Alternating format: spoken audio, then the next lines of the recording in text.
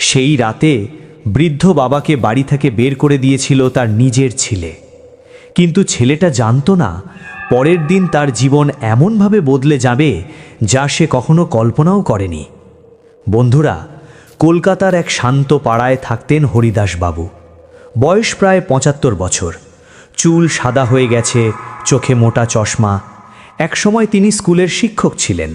সারা জীবন তিনি একটা কাজই করেছেন, নিজের ছেলেকে মানুষ করা। তার একমাত্র ছেলে সৌরভ। ছোটবেলা থেকে হরিদাসবাবু খুব কষ্ট করে তাকে পড়াশোনা করিয়েছেন।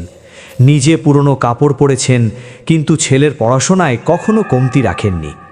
সৌরভ বড় হয়ে এখন একটা বড় কোম্পানিতে চাকরি করে। টাকা, গাড়ি, ফ্ল্যাট সব আছে। কিন্তু ধীরে ধীরে তার আচরণ বদলে গেছে, বিশেষ করে বিয়ের পর। তার স্ত্রী রিমি কখনো হরিদাসবাবুকে পছন্দ করত না। সে প্রায়ই বলতো, এই বুড়ো মানুষটার জন্য আমাদের জীবনটা নষ্ট হয়ে যাচ্ছে। একদিন রাতে ডাইনিং টেবিলে বড় ঝগড়া শুরু হলো। রিমি রাগে বলল, আমি আর এই বাড়িতে থাকতে পারবো না যদি উনি এখানে থাকেন। সৌরভ বিরক্ত হয়ে বলল, বাবা, আপনি সব কিছুতে নাক গলান কেন? হরিদাসবাবু চুপ করে বসেছিলেন। তিনি আস্তে বললেন, আমি তো শুধু তোমাদের ভালো চাই। রিমি ঠান্ডা গলায় বলল, আপনার ভালো চাইতে গিয়ে আমাদের জীবনটা নষ্ট হচ্ছে। সৌরভ তখন হঠাৎ রেগে উঠল।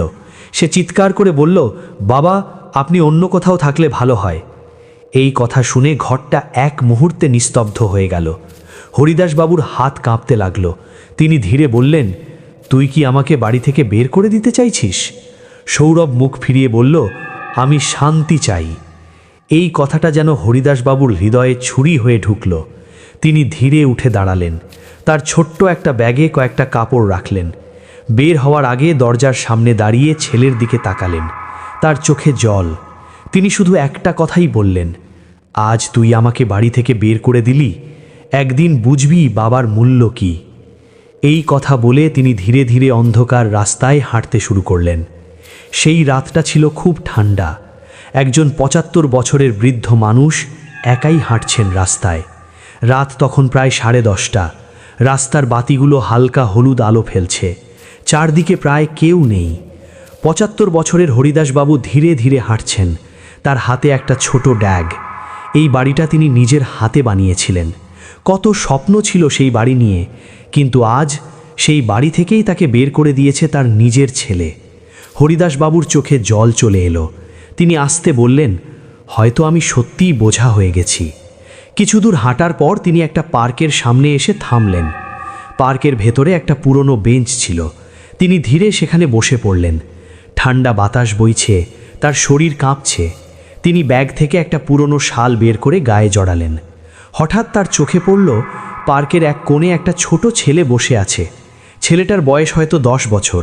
সে কাঁদছে। হরিদাসবাবু অবাক হয়ে তার কাছে গেলেন। বাবা, তুমি এখানে একা কেন? ছেলেটা চোখ মুছল। আমি বাড়ি থেকে পালিয়ে এসেছি। হরিদাসবাবু অবাক। কেন?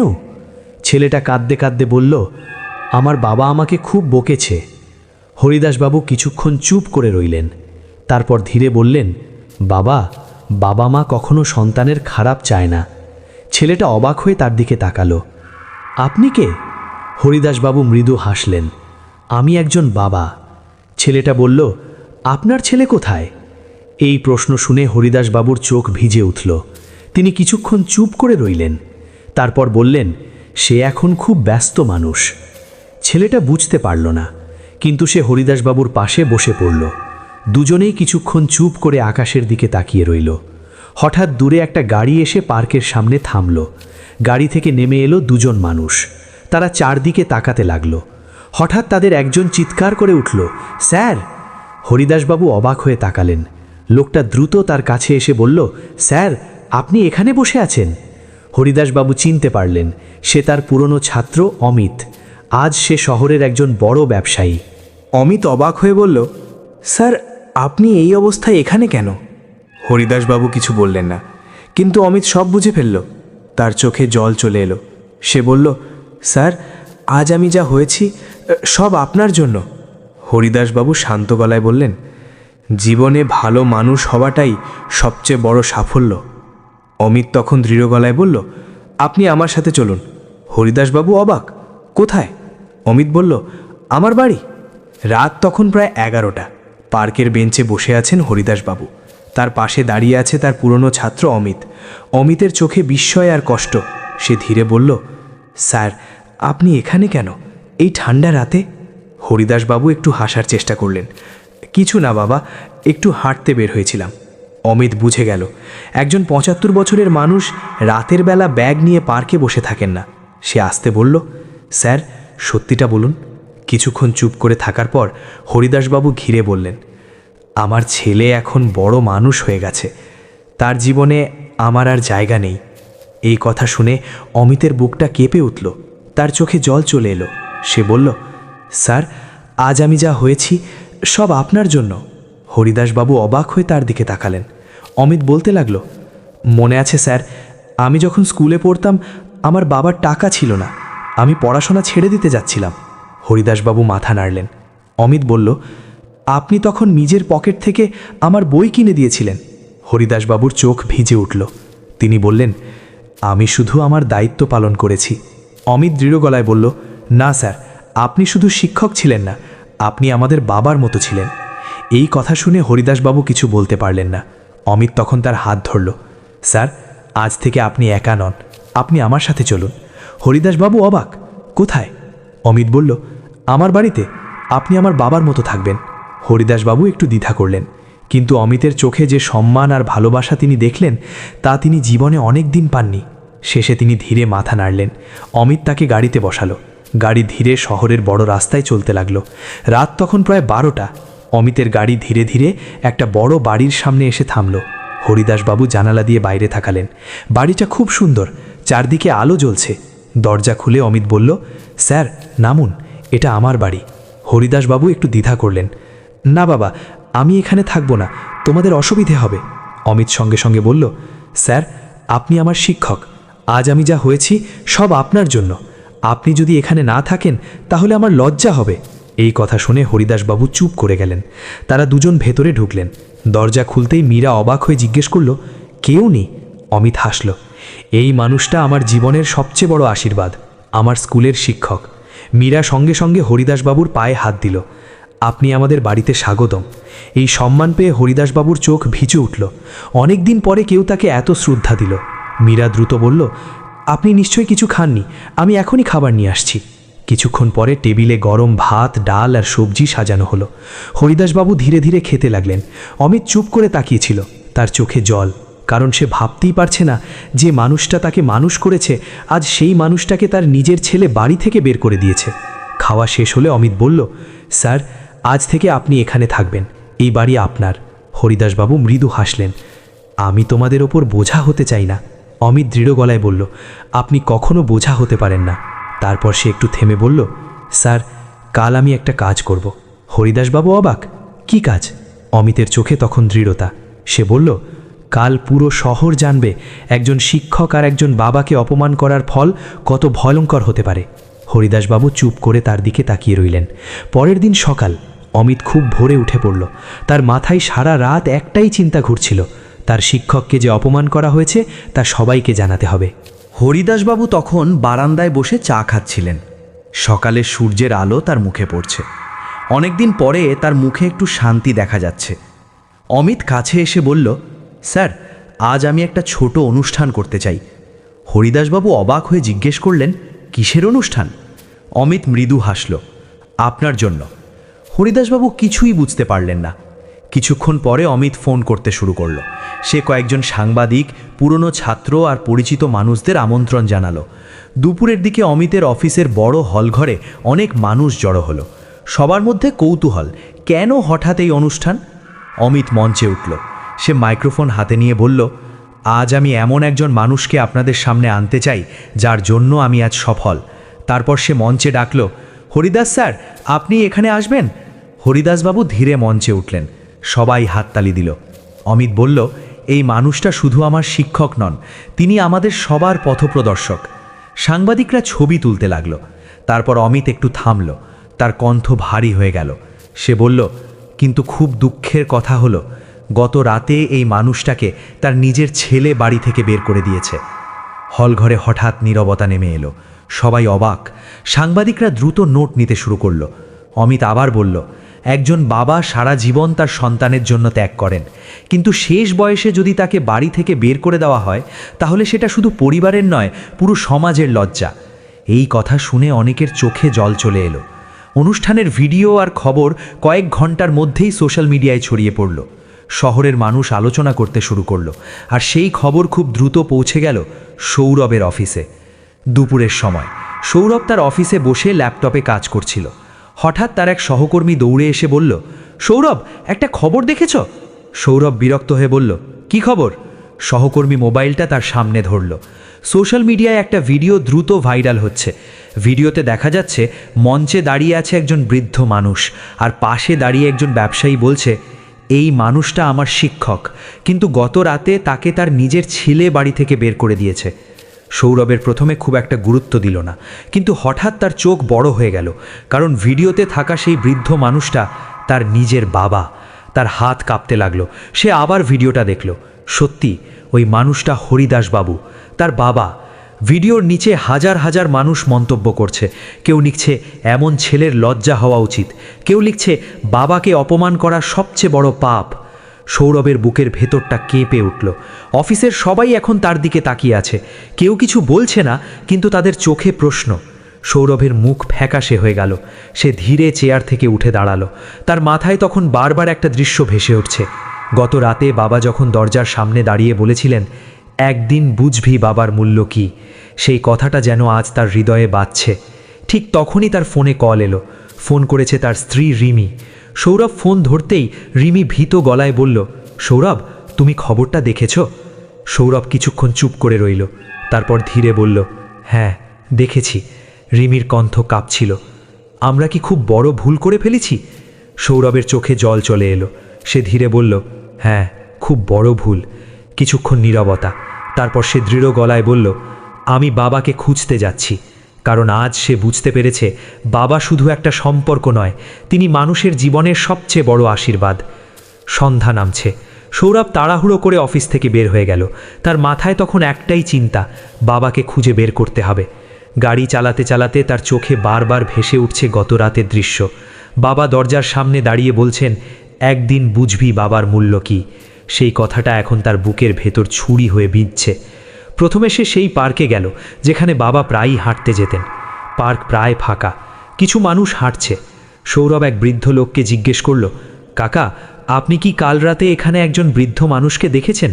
সাদা চুল, চশমা। লোকটা একটু ভেবে বলল, হ্যাঁ, একজনকে দেখেছিলাম, তিনি এখানে বেঞ্চে বসেছিলেন। সৌরভের বুক ধক করে উঠল। তারপর? লোকটা বলল, তারপর একটা গাড়ি এসে তাকে নিয়ে যায়। একজন ভদ্রলোক খুব সম্মান করে তাকে নিয়ে যাচ্ছিল। সৌরভ বুঝতে পারল সেই মানুষটা নিশ্চয়ই অমিত। সে তাড়াতাড়ি গাড়িতে উঠে পড়ল। মোবাইলে খবরের ভিডিও আবার চালালো। ভিডিওতে অমিতের অফিসের নাম দেখা যাচ্ছে। সৌরভ সরাসরি সেখানে যাওয়ার সিদ্ধান্ত নিল। গাড়ি দ্রুত শহরের বড় রাস্তায় চলতে লাগলো। তার হাত স্টিয়ারিংয়ে কাঁপছে, তার চোখে জল। সে নিজেই বলল, বাবা, তুমি শুধু একবার আমাকে ক্ষমা করো। ঠিক তখনই তার ফোনে আবার কল এলো। ফোন করেছে রিমি। রিমি কাঁদতে কাঁদতে বলল, সৌরভ, তুমিও তোমার সাথে যেতে চাই। আমি স্যারের কাছে ক্ষমা চাইব। সৌরভ কিছুক্ষণ চুপ করে রইল, তারপর ধীরে বলল, হ্যাঁ চলো, আজ আমাদের দুজনকেই ক্ষমা চাইতে হবে। গাড়ি তখন অমিতের অফিসের সামনে এসে থামল। বড় গেট, ভেতরে অনেক মানুষ। সৌরভ গাড়ি থেকে নামল। তার বুক ধক ধক করছে, কারণ ভেতরে তার বাবা বসে আছেন। অমিতের অফিসের বড় গেটের সামনে দাঁড়িয়ে আছে সৌরভ। তার বুক ধকধক করছে। গেটের ভেতরে অনেক মানুষ আসা যাওয়া করছে। সৌরভ ধীরে ভেতরে ঢুকল। রিসেপশনে গিয়ে সে কাঁপা গলায় বলল, আমি আমি অমিতবাবুর সাথে দেখা করতে চাই।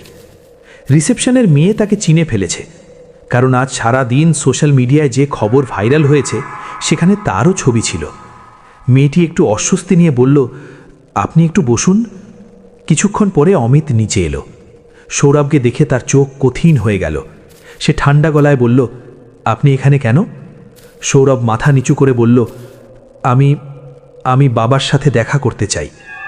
অমিত কিছুক্ষণ চুপ করে তার দিকে তাকিয়ে রইল। তার চোখে রাগ স্পষ্ট। সে বলল, গত রাতে যখন তাকে বাড়ি থেকে বের করে দিচ্ছিলেন, তখন কি একবারও ভাবেননি উনি আপনার বাবা? এই কথা শুনে সৌরভের চোখে জল চলে এলো। সে ধীরে বলল, আমি ভুল করেছি, খুব বড় ভুল। ঠিক তখন পিছন থেকে একটা পরিচিত কণ্ঠ ভেসে এলো। অমিত, কে এসেছে? সৌরভ সেই কণ্ঠ শুনে থেমে গেল, কারণ ওটা তার বাবার কণ্ঠ। হরিদাসবাবু ধীরে ধীরে সিঁড়ি দিয়ে নিচে নামলেন। তার চোখে শান্তি, কিন্তু যখন তিনি সৌরভকে দেখলেন তখন একটু থেমে গেলেন। সৌরভ আর নিজেকে সামলাতে পারল না। সে দৌড়ে গিয়ে বাবার সামনে হাঁটু গেড়ে বসে পড়ল। তার চোখ দিয়ে জল পড়ছে। সে কাঁপা গলায় বলল, বাবা, আমাকে ক্ষমা করে দাও। চারপাশের মানুষ চুপ হয়ে গেল। হরিদাসবাবু কিছুক্ষণ চুপ করে দাঁড়িয়ে রইলেন। তার চোখও ভিজে উঠেছে। তিনি ধীরে বললেন, তুই কি সত্যি বুঝতে পেরেছিস বাবা? সৌরভ মাথা নিচু করে বলল, হ্যাঁ বাবা, আমি বুঝেছি। ঠিক তখন দরজা দিয়ে ভেতরে ঢুকল রিমি। সে সরাসরি হরিদাসবাবুর সামনে এসে দাঁড়ালো। তার চোখে জল। সে ধীরে বলল, বাবা, আমাকে ক্ষমা করে দিন। এই দৃশ্য দেখে অনেকের চোখে জল চলে এলো, কিন্তু হরিদাসবাবু এখনও কিছু বলেননি। অমিতের অফিসের হলঘরে সবাই নিঃশব্দ হয়ে দাঁড়িয়ে আছে। সবার চোখ এখন হরিদাসবাবুর দিকে। সৌরভ এখনও মাটিতে হাঁটু গেড়ে বসে আছে, তার চোখে জল। রিমিও মাথা নিচু করে দাঁড়িয়ে। হরিদাসবাবু ধীরে ধীরে একটা চেয়ারে বসলেন। তারপর শান্ত গলায় বললেন, সৌরভ, উঠ। সৌরভ ধীরে ধীরে উঠে দাঁড়ালো। তার মাথা এখনও নিচু। হরিদাসবাবু কিছুক্ষণ তার দিকে তাকিয়ে রইলেন। তার চোখে রাগ নেই, কিন্তু গভীর কষ্ট আছে। তিনি ধীরে বললেন, জানিস, তোর ছোটবেলায় তুই খুব অসুস্থ হয়ে পড়েছিলি? সৌরভ অবাক হয়ে বাবার দিকে তাকালো। হরিদাসবাবু বলতে লাগলেন, তখন ডাক্তার বলেছিল বড় অপারেশন লাগবে। টাকা খুব বেশি ছিল, কিন্তু আমার কাছে ছিল না। ঘরের সবাই চুপ করে শুনছে। হরিদাসবাবুর গলা একটু কেঁপে উঠল। তখন আমি আমার বাবার দেওয়া শেষ জমিটা বিক্রি করেছিলাম। সৌরভের চোখ বড় হয়ে গেল। সে এই কথা কখনো জানত না। হরিদাসবাবু আবার বললেন, আমি চাইনি তুই কখনো এই কষ্ট জানিস, কারণ বাবা সবসময় চায় তার ছেলে সুখে থাকুক। এই কথা শুনে সৌরভ আর নিজেকে সামলাতে পারল না। সে কাঁদতে কাঁদতে বলল, বাবা, আমি খুব খারাপ ছেলে। হরিদাসবাবু ধীরে মাথা নাড়লেন। তারপর বললেন, না বাবা, তুই খারাপ ছেলে না, তুই শুধু ভুল পথে চলে গিয়েছিলি। তিনি একটু থামলেন। তারপর শান্ত গলায় বললেন, কিন্তু একটা কথা মনে রাখিস। ঘরের সবাই নিঃশ্বাস বন্ধ করে শুনছে। হরিদাসবাবু বললেন, বাবা মা যখন বুড়ো হয়ে যায় তখন তারা বোঝা নয়, তারা শুধু একটু ভালোবাসা চায়। এই কথা শুনে পুরো হলঘরে আবেগের ঢেউ উঠল। অনেকের চোখে জল। সৌরভ আবার বাবার পায়ে হাত দিয়ে কাঁদতে লাগল। বাবা, তুমি বাড়ি চলো, আমি আর কখনো তোমাকে কষ্ট দেব না। হরিদাসবাবু ধীরে তার মাথায় হাত রাখলেন, কিন্তু তিনি এখনও সিদ্ধান্ত জানাননি। হলঘরে নীরবতা নেমে এসেছে। সবাই নিঃশ্বাস থামিয়ে বসে আছে। সৌরভ এখন ধীরে ধীরে হরিদাসবাবুর পাশে দাঁড়ালো। তার চোখে আবেগ, কণ্ঠে কাঁপন। বাবা, আমি আর কখনো আপনাকে কষ্ট দিতে চাই না। আমি প্রতিজ্ঞা করছি, আপনার শেষ দিনগুলো সুখের হোক। হরিদাসবাবু ধীরে হাসলেন। এটাই আমার শেষ ইচ্ছে ছিলে। বাবা মা কখনো বোঝা নয়, শুধু ভালোবাসা। রিমিও তখন বাবার হাত ধরে দাঁড়িয়ে কেঁদে বলল, বাবা, আমি আপনাকে আরও আগে বুঝতে পারতাম। সৌরভ তখন চুপ করে তার বাবা মায়ের দিকে তাকালো। তার মনে একটাই সিদ্ধান্ত, আর কখনো বাবাকে একা থাকবে না। পরের দিন থেকে হরিদাসবাবু আবার ঘরে ফিরলেন। সৌরভ নিজের বাবার যত্ন নিলেন। রিমিও সহায়ক হয়ে পাশে দাঁড়ালো। শহরে খবর ছড়িয়ে পড়ল, যে ছেলে নিজের বাবাকে বাড়ি থেকে বের করেছিল আজ সে তাকে সম্মান করছে। লোকেরা বিস্মিত। কেউ কেউ বলল, বাবার ভালোবাসা এমনই মহৎ, যা ভুল বুঝেও ক্ষমা দিতে পারে। হরিদাসবাবু নিজেও বুঝলেন, সত্যি ভালোবাসা কখনো হারায় না, এবং ক্ষমা দিয়ে জীবন সত্যি সুন্দর হয়। বাবা মা কখনো বোঝা নয়, তাদের সম্মান ও ভালোবাসা হলো জীবনের সবচেয়ে বড় দায়িত্ব।